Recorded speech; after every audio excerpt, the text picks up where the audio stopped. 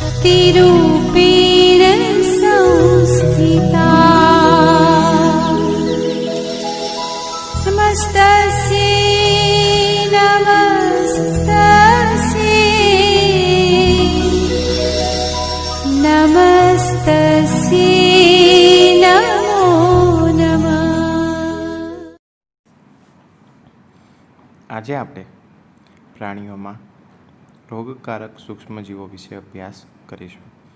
અનેક સૂક્ષ્મજીવો માત્ર મનુષ્ય તેમજ વનસ્પતિમાં જ રોગના કારક નથી, તે બીજા પ્રાણીઓમાં પણ રોગ ઉત્પન્ન કરે છે.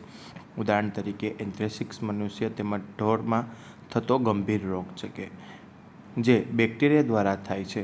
ઢોરમાં ફૂટ અને માઉથ ડિઝીઝ વાયરસ દ્વારા થાય છે કે ઢોરની અંદર છે એ ફૂટ અને માઉથ ડિઝીઝ દ્વારા વાયરસ ફેલાવાય છે કે જે એક ગંભીર રોગ છે કે જે એન્થ્રેટિક્સ તેમજ ઢોરમાં થતો આ રોગ છે. વનસ્પતિમાં રોગકારક સૂક્ષ્મજીવો કે અનેક સૂક્ષ્મજીવો ઘઉં, ડાંગર, બટેટા, શેરડી, સંતરા, સફરજન વગેરે વનસ્પતિઓમાં રોગના કારક છે. કે ઘઉં છે, ડાંગર, બટેટા, શેરડી તેમજ આ વિવિધ પ્રકારના વનસ્પતિઓ શું છે તો કે રોગના કારક છે. તે પાક ઉત્પાદનમાં શું કરે છે તો કે ઘટાડો કરે છે. અને ઘણી વનસ્પતિ આપણને રોગ દર્શાવેલા 2.2માં દર્શાવવામાં આવે છે કે રસાયણના ઉપયોગ કરવાથી આ સૂક્ષ્મજીવો ઉપર આપણે શું લાવી શકીએ છીએ તો કે વિવિધ પ્રકારનું નિયંત્રણ લાવી શકીએ છીએ. 2.2 સૂક્ષ્મજીવો દ્વારા વનસ્પતિમાં થનાર કેટલાક રોગો કે વનસ્પતિજન્ય રોગો કે સાઇટ્રિક કેન્કર એટલે કે સૂક્ષ્મજીવો બેક્ટેરિયા દ્વારા છે, ફેલાવાની રીત હવા દ્વારા ફેલાય છે, જે એમને આપણે બાજુમાં આકૃતિ જોઈ શકીએ છીએ. ઘઉંનો રસ્ટ ફૂગ સૂક્ષ્મજીવો દ્વારા ફેલાવાની રીત હવા અને બીજ અને બાજુમાં આપણે આકૃતિમાં જોઈ શકીએ છીએ. ભીંડાનો પિત્ત વાયરસ દ્વારા તેમજ કીટકો દ્વારા ફેલાવવામાં આવતો હોય છે. આપણે એ બાજુની આકૃતિની અંદર જોઈ શકીએ છીએ. ભીંડાના પિત્તને ઓકરા તરીકે પણ ઓળખવામાં આવે છે. ખોરાક વિષક્તન એટલે કે ઝેરી વિષયુક્ત કે બુઝોના મિત્ર તેને એક પાર્ટીની અંદર આમંત્રિત કર્યો કે એક પાર્ટી હતી. એમાં શું કર્યું તો કે બુઝોએ તેમના મિત્રને પાર્ટીમાં આમંત્રણ આપ્યું. ત્યાં તેણે અનેક પ્રકારના ભોજન આરોગ્યા. ઘરે પહોંચી તેને ઉલટી થવા લાગી. તેને હોસ્પિટલમાં લઈ જવામાં આવ્યું કે ભોજન ખાધા બાદ પછી શું થયું, ઉલટી થઈ એટલે કે પાચન થયું નહીં અને ત્યારબાદ તેને તરત જ હોસ્પિટલમાં લઈ જવામાં આવ્યો. ડૉક્ટરે જણાવ્યું કે તેને ખોરાક વિષાક્તન થવાના કારણે આ પરિસ્થિતિનું નિર્માણ થયું છે. કે ખોરાક પાચન ના થયો હોય એટલે આ શું થાય તો કે વોમિટ જેવું થાય અથવા ખરાબ ખોરાક આવી ગયો હોય. સૂક્ષ્મજીવો દ્વારા દૂષિત કરવામાં આવેલા ખોરાક દ્વારા થાય છે. ખોરાક વિશે કે સૂક્ષ્મજીવો દ્વારા જે દૂષિત ખોરાક ખાઈ લીધો હોય, ખરાબ ખોરાક આવી ગયો એના દ્વારા પણ આપણને વોમિટિંગ થાય છે. ક્યારેક ક્યારેક વિષકારક પદાર્થ ઉત્પન્ન થાય છે જે ખોરાકને વિષયુક્ત બનાવી દે છે. આવી વખતે જ્યારે પદાર્થ છે એ ઉત્પન્ન થાય છે ક્યારેક અને એ જે ખોરાક છે એ વિષયુક્ત કે ઝેરયુક્ત બનાવી દે છે. વિષ એટલે ઝેર, જેનો આહાર તરીકે ઉપયોગ કરવાથી વ્યક્તિ ગંભીર બીમાર થઈ જાય. કે વિષયુક્ત કે આપણે આહાર તરીકે ખાઈએ તો શું થાય તો કે ગંભીર બીમારી પણ થઈ શકે છે અને ઘણી વખત મૃત્યુ પણ થઈ શકે છે. આથી ખોરાકને દૂષિત થતો અટકાવવો જોઈએ કે દૂષિત ખોરાક આપણે ખાવો જોઈએ નહીં. એટલે કે દૂષિત કદાચ ખોરાક થાય તો એને પણ અટકાવવો જોઈએ. હવે આપણે જોઈશું ખોરાકની જાળવણી કઈ રીતના કરવી. એ ખોરાક છે એની જાળવણી આપણે કઈ રીતના કરવી તો કે પ્રકરણ 1માં આપણે કુદરતી ખાતરની જાળવણી તેમજ સંગ્રહના ઉપાયો વિશે અભ્યાસ કર્યો. કે આપણે પહેલા પાઠની અંદર કુદરતી ખાતર જે છે એની જાળવણી કઈ રીતના કરવી તેમજ તેમનો સંગ્રહ છે એના જે ઉપાયો છે એના વિશે આપણે પાઠ 1ની અંદર ખેત ઉત્પાદન અને વ્યવસ્થાપનની અંદર અભ્યાસ કર્યો. આપણે બનાવેલ ભોજનની જાળવણી ઘરે કેવા પ્રકારે કરી શકીએ કે આપણે જે ભોજન બનાવીએ છીએ એ ઘરે આપણે કેવા પ્રકારની જાળવણી કરી શકીએ? શું તમે જાણો છો કે ખુલ્લા સ્થાને કે ભેજવાળી જગ્યાએ રાખેલ બ્રેડ ઉપર ફૂગ આક્રમણ કરે છે? કે આપણે જાણીએ છીએ કે જે ખુલ્લા સ્થાને ભેજવાળી જગ્યાએ બ્રેડ રાખેલી હોય છે એમાં ફૂગ આક્રમણ કરે છે. તો આપણે જાણવા માટે એક પ્રયોગ કરવો પડે. સૂક્ષ્મજીવો આપણા ખોરાકને દૂષિત કરે છે. કે સૂક્ષ્મજીવો છે એ આપણા ખોરાકને શું કરે છે? તો કે દૂષિત કરે છે. અને એ જે દૂષિત ખોરાકમાંથી વાસ આવવા લાગે છે એટલે આપણે સમજી લેવું કે એ ખોરાક આપણે ખાવા લાયક છે નહીં. તેનો સ્વાદ પણ સાથે સાથે શું થઈ જાય છે? ખરાબ થઈ જાય છે. એટલે કે સ્વાદ જેવો ખાવામાં હોય એના કરતાં અલગ લાગે છે. તથા રંગરૂપમાં પણ પરિવર્તન આવી શકે છે. કે તે તથા એના રંગ અને રૂપ છે એમાં પણ વિવિધ પ્રકારના પરિવર્તનો આવી શકે છે. શું ખોરાકનું દૂષિત થવું એ એક રાસાયણિક પ્રક્રિયા છે? કે ખોરાક જે દૂષિત છે એ રાસાયણિક પ્રક્રિયા છે આપણે એવું માનીએ. પહેલી કેટલીક કેરીઓ ખરીદી પરંતુ તેણે ઘણા દિવસો સુધી ખાધી નહીં. પછી તેણે જોયું તો તે બગડી ગઈ હતી. પરંતુ તે જાણતી હતી કે તેની દાદી દ્વારા બનાવેલા કેરીનું આથણું લાંબા સમય સુધી બગડતું નથી. તો તેથી તે મૂંઝવણમાં છે. કે પહેલીએ એક વખત કેરી ખરીદી અને કેરી ખરીદ્યા બાદ એનું શું બનાવ્યું? આથણું. પણ એ કેરી શું હતી? બગડી ગયેલી. અને એનું આથણું બનાવ્યા બાદ એ એવું કહે છે કે દાદી એવું કહે છે કે ભાઈ આથણું જે છે એ લાંબા સમય સુધી બગડતું નથી. પણ એ મૂંઝવણમાં છે કે કેરી બગડેલી હતી તો આથણું બગડવાની શક્યતા રહે કે નહીં. ચાલો આપણે ખાદ્ય પદાર્થની જાળવણીની કેટલીક પદ્ધતિઓનો અભ્યાસ કરીએ જેનો ઉપયોગ આપણે આપણા ઘરમાં કરીએ છીએ. આપણે તેના સૂક્ષ્મજીવોના આક્રમણથી રક્ષણ આપવું જોઈએ. કે ઘણા બધા ખાદ્ય પદાર્થો એવા પણ છે કે જેનો ઉપયોગ આપણે ઘરની અંદર કરીએ છીએ. રાસાયણિક પદ્ધતિ. સૂક્ષ્મજીવોની વૃદ્ધિ અટકાવવા માટે સામાન્ય રીતે મીઠું તથા ખાદ્યતેલ વપરાય છે. કે સૂક્ષ્મજીવોની અટકાવવા માટે મીઠું અને ખાદ્યતેલનો ઉપયોગ થાય છે. માટે તેને જાળવણીકારક પદાર્થ કહે છે. કે તેને શું કહેવામાં આવે છે?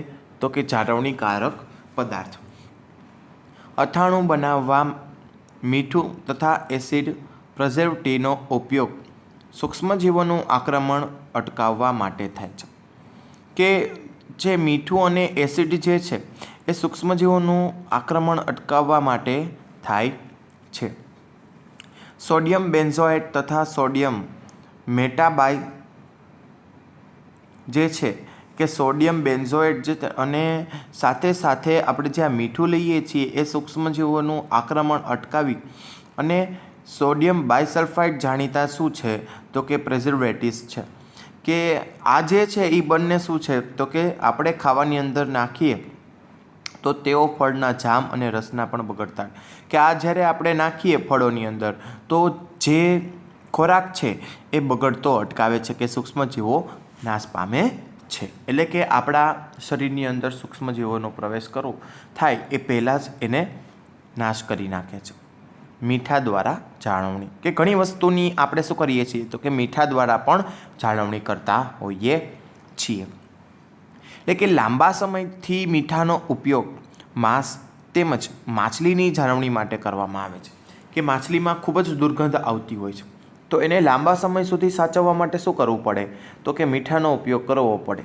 બેક્ટેરિયાની વૃદ્ધિ અટકાવવા માંસ તથા માછલીઓને સૂકા મીઠાથી ઢાંકી દેવામાં આવે છે. કે બેક્ટેરિયા જે છે એને શું કરવામાં આવે છે? તો કે માછલીઓના સૂકા મીઠાથી એને ઢાંકી દેવામાં આવે છે. અને સાથે સાથે મીઠાનો ઉપયોગ કરી અને કેરી, આમળા તેમજ આંબલીની જાળવણી પણ સાથે સાથે કરવામાં આવતી હોય છે. શર્કરાની મદદથી જાળવણી. જામ, જેલી તથા ફળોના રસ જાળવણી શર્કરા વડે કરવામાં. શર્કરા ભોજનનું પ્રમાણ ઘટાડે છે જે ખોરાકને દૂષિત કરતા બેક્ટેરિયાની વૃદ્ધિને નિયંત્રિત કરે છે. કે જે શર્કરા છે એ શું કરે છે? તો કે ભેજનું પ્રમાણ ઘટાડે છે. અને આ જે ભેજનું પ્રમાણ ઘટે છે એટલે એ ખોરાકને દૂષિત કરતા જે બેક્ટેરિયા છે એની વૃદ્ધિને નિયંત્રણ કરે છે. કોણ? તો કે શર્કરા. અને જામ તથા જેલી જેવા જે ફળો છે એના રસની જાળવણી કોણ કરે છે? તો કે શર્કરા વડે કરવામાં આવે છે. તેલ તેમજ વિનેગર દ્વારા જાળવણી. તેલ અને વિનેગર દ્વારા આપણે કઈ રીતના જાળવણી કરી શકીએ? તેલ તથા વિનેગરનો ઉપયોગ અથાણાને બગડતા અટકાવવા માટે કરવામાં આવે છે. કે તેલ અને વિનેગરનો ઉપયોગ જો અથાણું બગડે એના માટે અટકાવવા માટે કરવામાં આવતો હોય છે. કારણ કે બેક્ટેરિયા તેની હાજરીમાં મૃત્યુ પામે છે. શાકભાજી, ફળ, માછલી તેમજ માંસની જાળવણી પણ આ પદ્ધતિથી કરવામાં આવતી હોય છે. કે તેલ અને વિનેગર દ્વારા આવી વિવિધ પદ્ધતિઓ કરવામાં આવતી હોય છે. ગરમીથી તેમજ ઠંડીથી સારવાર, કે ગરમી અને ઠંડી બંનેથી સારવાર કેવી રીતના મળે? તો કે ઘણી બધી વસ્તુ એવી છે કે જેને વસ્તુ ઠંડી કરવાથી સારી રહેતી હોય, અથવા કોઈ વસ્તુ એવી છે કે જેને ગરમા ગરમ રાખવાથી એ પણ સારી રહેતી હોય છે. તો આપણે ગરમીથી તેમજ ઠંડીથી સારવાર કઈ રીતના મળે એના વિશે અભ્યાસ કરીએ. તમે તમારી મમ્મીને દૂધ ગરમ કરતા જોયા હશે કે ઘણી વખત બેક્ટેરિયા નાશ પામવા માટે શું કરવું પડે છે? તો કે દૂધ ગરમ કરવું પડે છે. અને આ ગરમ કરવાથી જે સૂક્ષ્મજીવો છે એ શું થઈ જાય છે? તો કે નષ્ટ થઈ જાય છે. આ પ્રકારે આપણા ખોરાકને રેફ્રિજરેટરમાં મૂકીએ છીએ અને એ દૂધ શું કરીએ છીએ? ગરમ કરીને આપણે ફ્રીઝરમાં મૂકીએ છીએ. કેમ કે નીચું તાપમાન સૂક્ષ્મજીવોની વૃદ્ધિ અટકાવે છે. કે જો સાવ નીચું તાપમાન હોય જાય એટલે સૂક્ષ્મજીવોની વૃદ્ધિ અટકાવવા માટે ઠંડામાં એ રહી શકે નહીં. પેસ્ચ્યુરાઇઝ્ડ દૂધને ઉકાળા વગર વાપરવામાં આવે છે કારણ કે તે સૂક્ષ્મજીવો રહિત છે. કે પેસ્ચ્યુરાઇઝ્ડ જે દૂધ છે એને ઉકાળ્યા વગર જો વાપરવામાં આવે તો એનું કારણ શું છે? તો કે તે સૂક્ષ્મજીવો રહિત છે. તેના દૂધને 7°C તાપમાને 15 થી 30 સેકન્ડ માટે ગરમ કરવામાં આવે છે. કે જે દૂધ છે એને 70°C છે એ તાપમાને 15 થી 30 સેકન્ડ માટે એને ગરમ કરવામાં આવતું હોય છે. અને એ ગરમ કર્યા પછી તરત જ ઠંડુ કરી અને તેને સંગ્રહ કરી દેવામાં આવે છે. થોડુંક ગરમ કર્યા પછી એના આપણે જ્યાં સંગ્રહ કરીએ છીએ ત્યાં 15-30 સેકન્ડ પછી ગરમ કરી અને એને તરત જ ઠંડુ કરી દેવામાં આવે છે. અને ઠંડુ કર્યા બાદ તેમનો શું કરી દેવામાં આવે છે? તો કે સંગ્રહ કરી દેવામાં આવે છે. આવું કરવાથી સૂક્ષ્મજીવોની વૃદ્ધિ અટકાવી જાય છે. કે આ આપણે કરીએ પદ્ધતિ પ્રક્રિયા તો સૂક્ષ્મજીવોની જે વૃદ્ધિ છે એ શું થઈ જાય છે? તો કે અટકી જાય છે. આ પ્રક્રિયાની શોધ લુઈ પાસ્ચર નામના વૈજ્ઞાનિકે કરી હતી. કે આ જે વિવિધ પ્રક્રિયા છે એની શોધ કોણે કરી હતી? તો કે લુઈ પાસ્ચર નામના જે એક વૈજ્ઞાનિક હતો તેમણે કરી હતી. અને આથી તેને પેસ્ચ્યુરાઇઝેશન કહે છે. હવે જોઈએ સંગ્રહ અને પેકિંગ. આજકાલ સૂકો મેવો તથા શાકભાજીની હવાચુસ્ત બંધ પેકેટમાં વેચવામાં આવે છે જેમને સૂક્ષ્મજીવોથી સુરક્ષા પ્રાપ્ત થાય છે. એટલે કે પેસ્ચ્યુરાઇઝેશન એટલે આપણે ઉપર જોયું તો હવાચુસ્ત એટલે શું થાય? તો કે હવા બહારની હવા અંદર ન જાય, અંદરની હવા બહાર ન રહે. એટલે સૂકો મેવો અથવા શાકભાજી જે છે એને સૂક્ષ્મજીવોથી રક્ષણ મેળવવા માટે, સુરક્ષા પ્રાપ્ત કરવા માટે શું કરવું પડે છે? તો કે એને એક હવાચુસ્ત બંધ પેકેટની અંદર વિવિધ પ્રકારની અંદર વહેંચવામાં આવતું હોય છે. અને સાથે સાથે હવે શાકભાજી પણ હવાચુસ્ત પેકેટની અંદર મળવાપાત્ર છે. કારણ કે શાકભાજીઓને પણ સૂક્ષ્મજીવોથી સુરક્ષા પ્રાપ્ત થઈ શકે એ માટે. હવે જોઈએ નાઇટ્રોજન સ્થાપન. કે ધોરણ 7 અને 6 ધોરણની અંદર તમે નાઇટ્રોજન એટલે કે નાઇટ્રોજન વિશે અભ્યાસ કરી ગયા છો.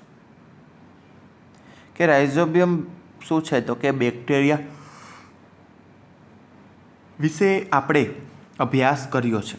કે ધોરણ 6 અને 7ની અંદર રાઇઝોબિયમ નામના જે બેક્ટેરિયા છે એના વિશે આપણે શું કર્યો છે? તો કે અભ્યાસ કર્યો છે. તે સિમ્બિકુલ વનસ્પતિના નાઇટ્રોજનના સ્થાપનમાં મદદ કરે છે. કે જે સિમ્બિકુલ વનસ્પતિ છે એના નાઇટ્રોજનના સ્થાપના કરવાની અંદર આ જે રાઇઝોબિયમ છે એ શું કરે છે? તો કે મદદ કરે છે. યાદ કરો કે રાઇઝોબિયમ સિમ્બી કુળની વનસ્પતિને મૂળગંડિકાઓમાં વસવાટ કરે છે. કે રાઇઝોબિયમ છે એ શું કરે છે તો કે સિમ્બી કુળની જે વનસ્પતિ છે એની મૂળગંડિકાઓ છે એની અંદર એ વસવાટ કરતા હોય છે, જેમાં વાલ અને વટાણા કે જેની સાથે સહજીવી સંબંધ ધરાવે છે. જેમાં વાલ અને વટાણા છે એ શું થાય છે તો કે તેમની સાથે સહજીવી સંબંધ ધરાવતા હોય છે. ક્યારેક વીજળીના ચમકારા દ્વારા પણ વાતાવરણીય નાઇટ્રોજનનું સ્થાપન થાય છે. કે ઘણી વખત વીજળીના ચમકારા જોવા મળે છે અને એવા વીજળીના ચમકારાથી પણ નાઇટ્રોજનનું અલગ અલગ જગ્યાએ સ્થાપન જોવા મળતું હોય છે. પરંતુ તમે જાણો છો કે નાઇટ્રોજનની માત્રા વાતાવરણમાં સ્થિર છે? કે આપણે જાણીએ છીએ કે નાઇટ્રોજનની જે માત્રા છે એ વાતાવરણની અંદર સ્થિર છે કે નહીં? તો નાઇટ્રોજનની જે માત્રા છે એ શું છે તો કે 78%, અને બીજું તો કે સામે આપણને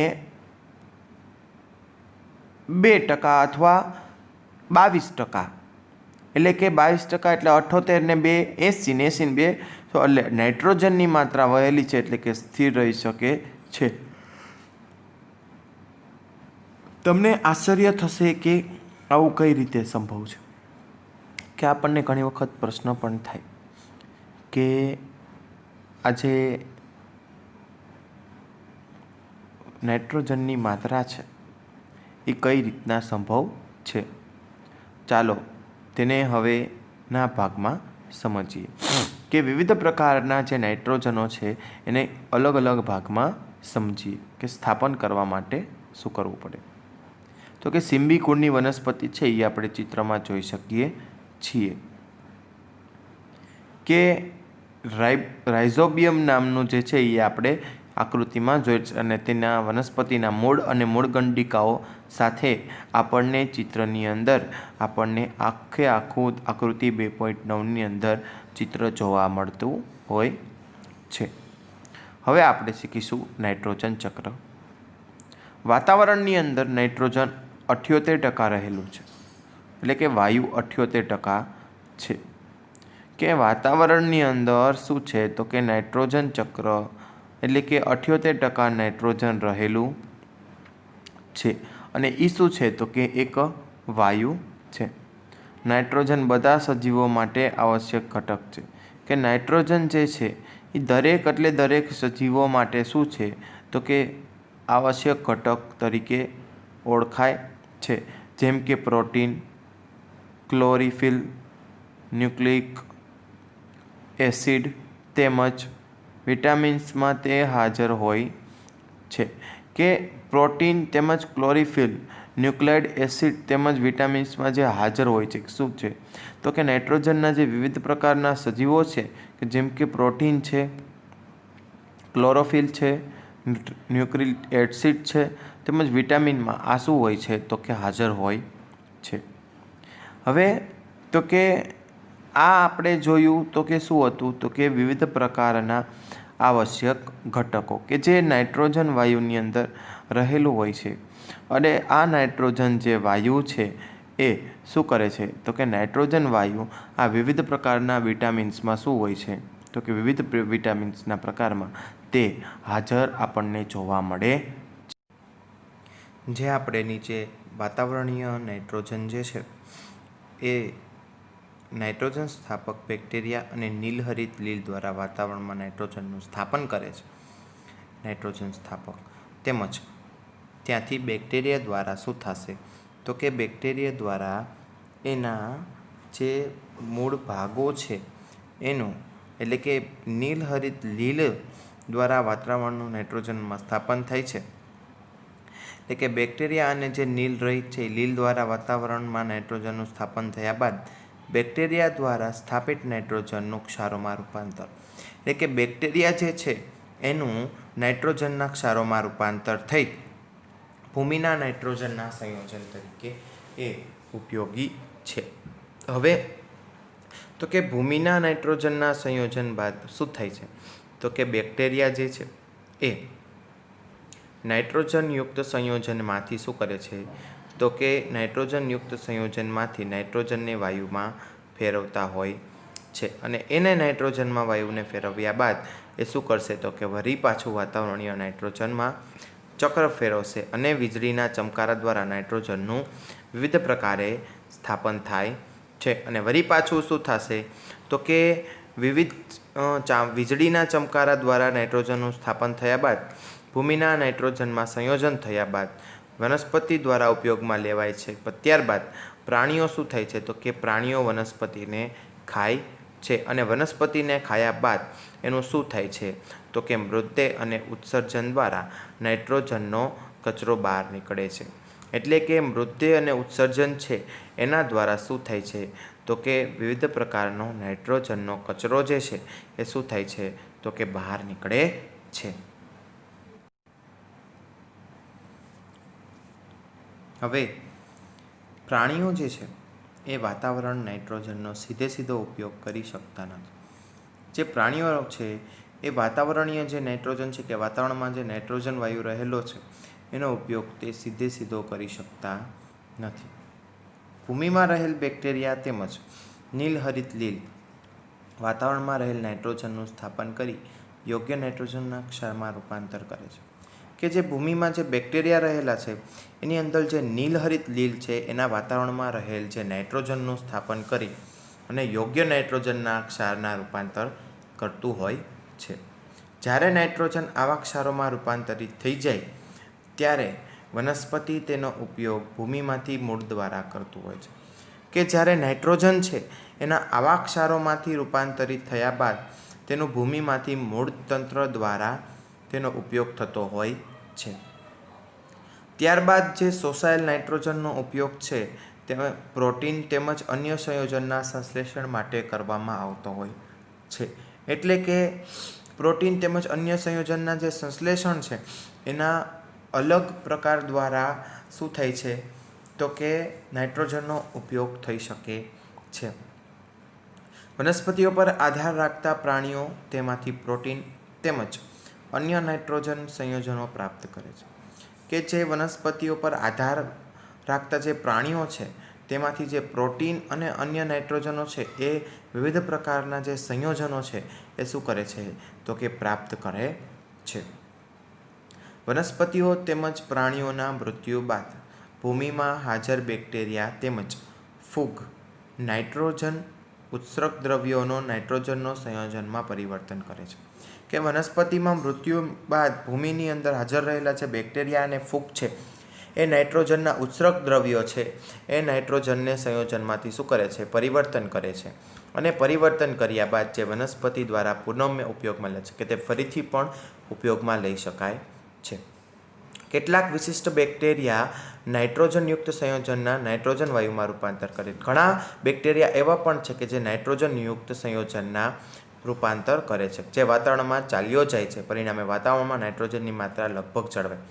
એટલે કે વાતાવરણમાં નાઇટ્રોજનની માત્રા 78% જે છે એ પૂરેપૂરી જળવાઈ રહે છે.